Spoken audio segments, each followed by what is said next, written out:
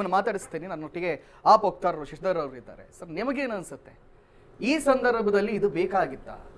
ಕರ್ನಾಟಕದಲ್ಲಿರುವ ಗುಂಡಿಗಳಿಷ್ಟು, ಬಿಟ್ಟು ಹೋದ IT ಕಂಪನಿಗಳಿಷ್ಟು, ಬೇರೆ ಬೇರೆ ಈಗ MES ಪುಂಡರ ಗಲಾಟೆ ಅಲ್ಲಿ ನಡೀತಾ ಇದೆ, ಸ್ಟ್ರೈಕ್ ನಡೀತಾ ಇದೆ.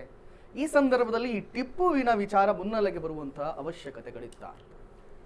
ಇದು ಅವಶ್ಯಕತೆ ಅಂತೂ ಇರಲಿಲ್ಲ ರಾಜ್ಯ ಸರ್ಕಾರಕ್ಕೆ. ಅದರಲ್ಲೂ ಒಬ್ಬ ಲಿಂಗಾಯತ ನಾಯಕನಾಗಿ ಅವ್ರು ಯಾಕೆ ಈ ಪ್ರಸ್ತಾಪ ಮಾಡೋದು ಅಂತಲೂ ಗೊತ್ತಾಗ್ತಾ ಇಲ್ಲ.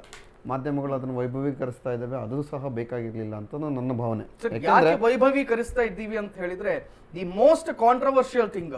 ಹೌದು, ಕಳೆದ ಬಾರಿ ಕೊಡಗೇರಿಯಲ್ಲಿ ಎಷ್ಟು ಗಲಾಟೆಗಳಾಗುತ್ತೆ, ಹೇಗೆ ಹೊತ್ತಿ ಉರಿತು ಅನ್ನೋದು ನೋಡಿದ್ದೇವೆ. ಅದು ಆಗಬಾರ್ದು ಅಂತ ಅದನ್ನ ನಾವು ಇದರ ಬಗ್ಗೆ ಚರ್ಚೆಯನ್ನ ಮಾಡಲೇಬೇಕಾಗುತ್ತೆ. ಟಿಪ್ಪು ಜಯಂತಿಗಳಲ್ಲಿ ಖಡ್ಗಗಳನ್ನು ಹಿಡಿದು ಓಡುವಂಥ ಯುವಕರನ್ನು ಸಹ ನಾವು ನೋಡಿದ್ದೇವೆ. ಅದರಿಂದ ಅದೊಂದು ಬೇರೆ ರೀತಿಯಾದ ಸಂದೇಶವನ್ನು ಕೊಡುತ್ತೆ. ಇವರು ವೋಟ್ ಪಾಲಿಟಿಕ್ಸ್ ಮಾಡಲೇಬೇಕು ಅನ್ನುವಂತಿದೆ. ಇದು ಈಗಾಗಲೇ ಇವ್ರಿಗೆ ಗೊತ್ತಾಗಿದೆ, ಶರಣಾಗತಿ ಆಗ್ತಾ ಇದ್ದಾರೆ, ಮುಂದಿನ ಬಾರಿ ನಾವು ಎಲೆಕ್ಷನ್ ಗೆಲ್ಲೋದಿಲ್ಲ ಅಂತ. ವೋಟ್ ಕನ್ಸಾಲಿಡೇಷನ್ಗೋಸ್ಕರ ಡೈವರ್ಷನ್ ಪಾಲಿಟಿಕ್ಸ್ ಮಾಡ್ತಾ ಇದೆ ಕಾಂಗ್ರೆಸ್ ಸರ್ಕಾರ.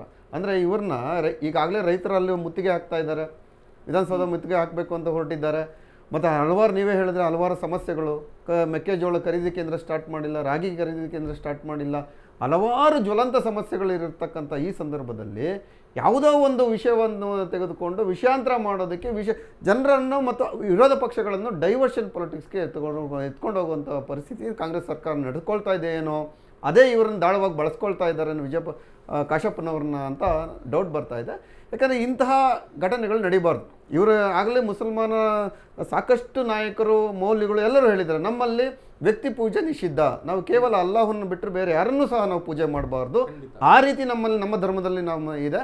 ಆದ್ದರಿಂದ ನಮಗಿದೇನು ಬೇಕಾಗಿಲ್ಲ, ಟಿಪ್ಪು ಜಯಂತಿ ನಮಗೆ ಬೇಕಾಗಿಲ್ಲ ಅಂತ ಅವರೇ ಹೇಳಿದ ಮೇಲೆ ನೀವು ಮೇಲೆ ಬಿದ್ದು ಜಯಂತಿಗಳು ಮಾಡಬೇಕು, ಅದನ್ನು ಸರ್ಕಾರದಲ್ಲಿ ಚರ್ಚೆ ಮಾಡ್ತೀನಿ, ಇದ್ಯಾವುದು ಹಾಸ್ಯಾಸ್ಪದ ಇದು. ಇಸ್ಲಾಮಿನ ಇತಿಹಾಸದ ಪುಟಗಳಲ್ಲಿ ಇಷ್ಟು ಶತಮಾನಗಳಿಂದ ಇಸ್ಲಾಂ ಧರ್ಮ ಇದೆಯಲ್ಲ, ಈ ಧರ್ಮದಲ್ಲಿ ಒಂದೇ ಒಂದು ಜಯಂತಿಯ ಆಚರಣೆಯ ಇತಿಹಾಸವನ್ನ ನಾನು ಓದಿದ್ದು ನೆನಪಿಲ್ಲ ನನಗೆ. ಹೌದು, ನಿಷಿದ್ಧ ಅಂದಮೇಲೆ ನಿಷಿದ್ಧನೇ ಅವರಿಗೆ.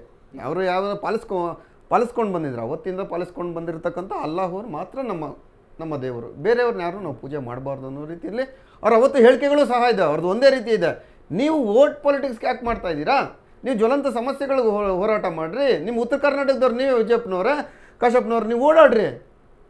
ನೀವು ಅವತ್ತು ನಿಮ್ಮ ಹೆಂಡತಿಗೆ ಟಿಕೆಟ್ ಕೊಡಲಿಲ್ಲ ಅಂತ ಕಣ್ಣೀರು ಹಾಕ್ಕೊಂಡ್ರಿ, ಇವತ್ತು ಓಡಾಡ್ರಿ, ಜನರ ಸಮಸ್ಯೆಗೋಸ್ಕರ ಕಣ್ಣೀರು ಹಾಕ್ರಿ. ಬೇರೆ ಇವಾಗ ಲಿಂಗಾಯತ ಅಭಿವೃದ್ಧಿ ಮಂಡಳಿ ಅಧ್ಯಕ್ಷರಾಗಿದ್ದೀರಾ, ವೀರಶೈವ ಲಿಂಗಾಯತರ ಜ್ವಲಂತ ಸಮಸ್ಯೆಗಳನ್ನ ಎತ್ಕೊಂಡೋಗಿ ಅಲ್ಲಿ ಇರತಕ್ಕಂಥ ಬಡವರಿಗೆ ನೀವೇನಾದರೂ ಸಹಾಯ ಮಾಡಿ, ಆ ನಿಟ್ಟಿನಲ್ಲಿ ಕೆಲಸ ಮಾಡಬೇಕು. ಅಲ್ಲಿ ಫಂಡನ್ನು ತೊಗೊಂಡೋಗಿ ನೀವು ಅಲೋಕೇಶನ್ ಮಾಡಿಕೊಡಿ, ಕೆಳದರ್ಜೆಯ ವೀರಶೈವ ಲಿಂಗಾಯತರ ಮೇಲೆ ಎತ್ತೋದಕ್ಕೆ ಪ್ರಯತ್ನನಾದರೂ ಮಾಡಿ. ನಿಮ್ಮ ಧರ್ಮದಲ್ಲೇ ನಿಮ್ಗೆ ಹಲವಾರು ಸಮಸ್ಯೆಗಳಿರಬೇಕಾದ್ರೆ ನೀವ್ಯಾಕೆ ಇನ್ನೊಬ್ಬರ ಧರ್ಮದ ಒಬ್ಬ ವ್ಯಕ್ತಿಯ ಪೂಜೆಯನ್ನು ಮಾಡೋದಕ್ಕೆ ಹೊರಟಿದ್ದೀರಿ? ಅವ್ರು ನೋಡ್ಕೋತಾರೆ. ಅದಕ್ಕೆ ಮುಖಂಡರುಗಳಿದ್ದಾರೆ. ಜಮೀರ್ ಅಹಮದ್ ಖಾನ್ ಅವ್ರು ಹೇಳಿದ್ರು ನಮ್ಗೆ ಬೇಕಾಗಿಲ್ಲ, ಯಾಕೆ ಹೇಳಿದ್ರು ನನಗೆ ಗೊತ್ತಾಗ್ತಾ ಇಲ್ಲ ಅಂದ್ರು. ಅಂದ್ರೆ ಇದು ಒಂದು ಹಾಸ್ಯಾಸ್ಪದ ಅಲ್ವಾ? ಜಮೀರ್ ಅಹಮದ್ ಖಾನ್ ಸ್ಪಷ್ಟವಾಗಿ ಹೇಳಿದ್ದಾರೆ, ಸರ್ಕಾರ ದುಡ್ಡಲ್ಲಿ ಮಾಡೋದು ಬೇಡ, ನಮ್ಮ ವೈಯಕ್ತಿಕ. ಹೌದೌದು. ಈಗ ನೋಡಿ ಸರ್, ನಾನು ನಿಮ್ಮ ಹತ್ರ ಬರ್ತೀನಿ, ನನ್ನ ಒಟ್ಟಿಗೆ